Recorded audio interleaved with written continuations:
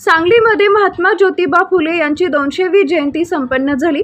क्रांतीसूर्य राष्ट्रपिता महात्मा ज्योतिबा फुले यांची द्विशताब्दी जयंती वर्षारंभाला सुरुवात झाली असून त्या निमित्तानं आज विद्रोही सांस्कृतिक चळवळ सांगली जिल्हा सभ्यता संघ सांगली आणि विविध सामाजिक संघटनांच्या वतीनं जुने स्टेशन चौक सांगली इथं महात्मा ज्योतिबा फुले यांना अभिवादन करण्यात आले। ज्येष्ठ सामाजिक कार्यकर्ता मीना शेषू आणि ॲडव्होकेट तेजस्विनी सूर्यवंशी यांच्या हस्ते पुष्पहार अर्पण करून अभिवादनाला सुरुवात झाली। यावेळी विद्रोही सांस्कृतिक चळवळ महाराष्ट्राचे राज्य अध्यक्ष कॉम्रेड धनाजी गुरव, नगरसेवक राजेश नाईक, संतोष पाटील, जगन्नाथ ठोकळे, ज्येष्ठ संपादक वसंत भोसले, प्राध्यापक गौतमीपुत्र कांबळे, प्राध्यापक दादासाहेब ढेरे, ॲडव्होकेट अजित सूर्यवंशी, डॉक्टर बाबूराव गुरव, वसुकाका गुरव, प्राध्यापक गौतम काटकर, सुनील गुरव, अमर खोत, डॉक्टर रवींद्र श्रावस्ती, कॉम्रेड शंकर पुजारी, डॉक्टर संजय पाटील, नितीन चव्हाण, सुरेश दुधगावकर, किरणराज कांबळे, डॉक्टर विनोद पवार, डॉक्टर राजू चंदनशिवे, नितीन कांबळे, ग्रॅबियल तिवडे, अशफाक शेख, सुभाष कुलकर्णी, ॲडव्होकेट योगेश भाले, राजू कांबळे, दत्तात्रय बामणी, रोहित शिंदे आणि अनेक सामाजिक कार्यकर्ते उपस्थित होते। यावेळी प्रास्ताविक आणि स्वागत विकास मगदूम यांनी करून महात्मा फुलेंच्या अखंडांचं सामूहिक वाचन करण्यात आले।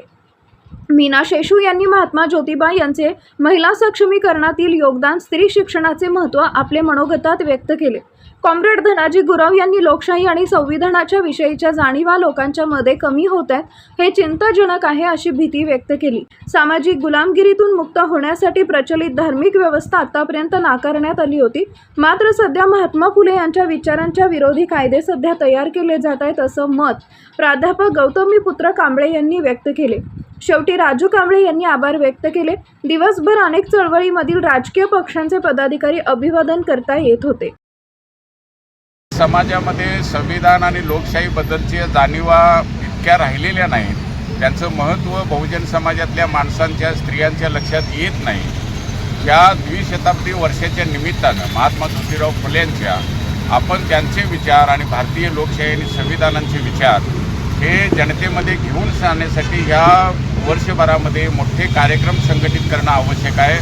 त्यासाठी राज्य पातळीवर, जिल्हा पातळीवर, तालुका पातळीवर तशा महात्मा ज्योतिराव फुलेंच्या द्विशताब्दी जन्माच्या निमित्तानं कमिट्या स्थापन करणं आणि वेगवेगळे कार्यक्रम घेणं याची सुरुवात आजपासून आम्ही करतो आहोत। आता महाराष्ट्र शासनाने धार्मिक स्वातंत्र्याच्या नावाखाली जो कायदा आणलेला आहे तो एका अर्थानं धर्मांतर बंदीचा कायदा आहे आणि या देशामध्ये हे ऐतिहासिक वास्तव आहे की ज्यांनी प्रचलित धार्मिक व्यवस्था नाकारली तेथे सर्व प्रकारच्या गुलामगिरीतून मुक्त झालेले आहेत, त्याचं प्रमाण कमी जास्त असेल।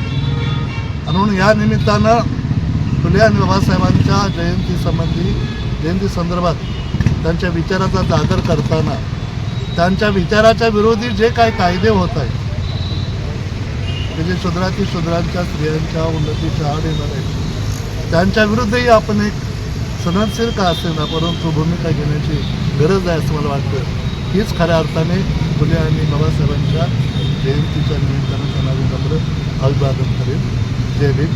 आणि हे चांगला कार्यक्रम आपण राबवून सगळेजण मिळून आज जितके संघटना आहेत सगळेजण अधिक इतर संघटनांना पण जोडून, महिला संघटनांना पण जोडून आपण कार्यक्रम घ्यावा।